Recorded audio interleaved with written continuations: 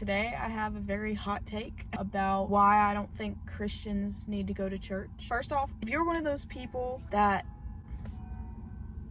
Now the church bells are ringing. If you're one of those people that you found a church home that you love, you go to church every Sunday, this video is just not for you, and that's okay. This video is for people who feel like they want to go to church, but they don't feel welcome, they don't feel comfortable, or they just feel judged because they haven't found a church home that they love yet. Personally, I grew up in church. I went to church every Sunday, every Wednesday. I went to youth groups. I went to church camps.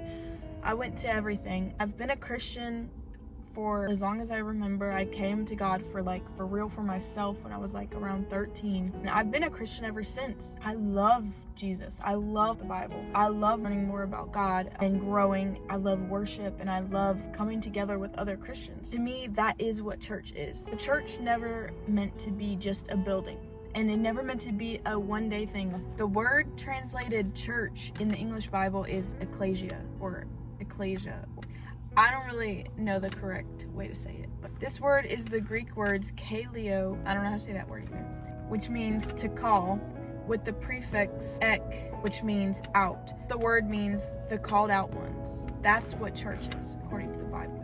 Coming together in community, yes, that is necessary. The Bible 100% supports Christians coming together, calling each other out, keeping each other accountable, loving each other in that way, because telling someone the truth is loving them. If you lie to someone just to make them feel good, then you don't love them. It's what we're supposed to be to each other. It's not just supposed to be go to church on Sundays, have small talk, whatever, and then you go about your week. No, it's a brotherhood, it's a community, it's a family. That's how it's supposed to be. We need each other. Not like I'm going into it like, oh, I'm just such a victim, church has been so bad to me. That's not it at all.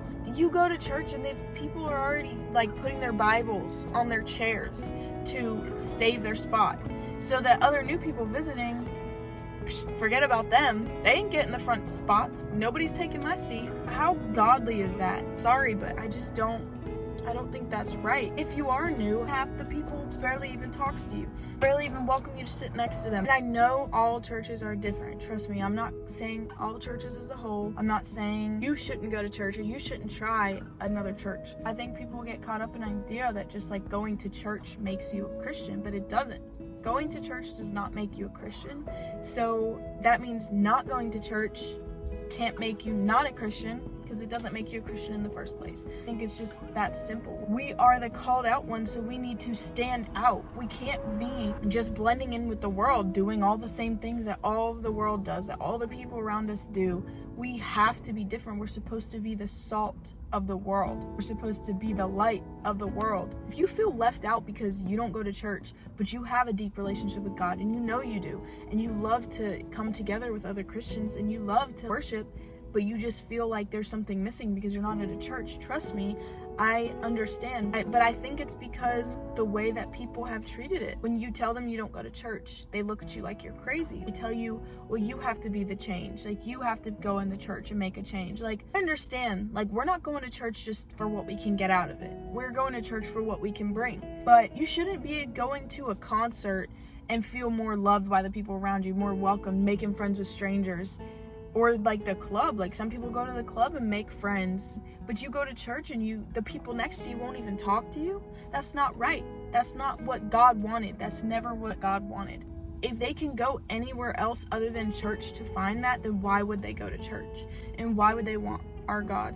And why would they want Christianity?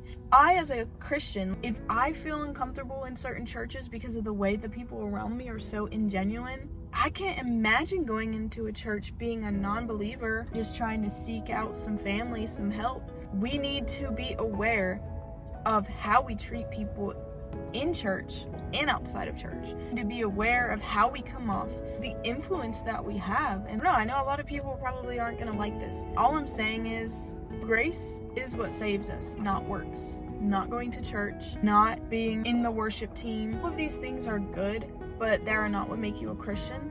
If anyone has a walk with God, then you should encourage them. Just because it doesn't look like yours, going to church every Sunday and Wednesday, or being a church leader or whatever, does not mean that they don't also have a walk with God. Yeah, that's the main thing that I just want to say is that you do not need to go to church every Sunday to be a Christian, and you do not need to judge people who don't go to church every Sunday. A relationship with God is what tops everything. Your relationship with God, no one else knows. No one else knows your heart because it's a personal relationship with Jesus. It's not, look what I did today. Look how I served the Lord today. Bragging and boasting. God actually calls us not to boast. Putting on your nice dress, going to church every Sunday, and then living your life literally normal. People at work don't even know you're a Christian, but then you tell them, oh, you should come to my church. They're not going to want your church if you don't even act like it outside of church. What would they want differently? What draws people to God is seeing that people can be joyful despite their circumstances, seeing that people can have hope when they can't even see anything positive, that even though we're going through hell in this moment, that we still have joy. About to lose our job or about to lose your car because you can't pay the payments, you still have hope and you still have faith because you know that God is real and God is with you. That's what draws people to God. I could keep going on about this forever. I know a lot of people are probably going to disagree. I'm not saying I'm right. I'm just saying, like, this is what I believe and this is how I feel. And I want people who feel close to God, but they just don't feel right in church. I just want them to know that it's okay and it's not wrong to not go to church. I just have this short video I want to show y'all. It's about everything I'm saying, but in such a simpler way. Thanks for watching. Peace. Never survive this thing called Christianity without the Holy Spirit of God. And in fact, the reverse is what we're seeing in the world today. We're seeing something that is called church that's not church, that is so sick and anemic and pathetic that it's no different than the world. In fact, it's even worse than the world because their actions are cloaked in religiosity. They slap a Bible verse on it and they say, look at us. And the world looks at them and says, who needs you? No, when God gets a hold of us, listen, he starts a work in us. And if you haven't caught on, it's a marathon, friend. And if you don't want God more than you want anything, you're not a Christian. That's what the new birth is.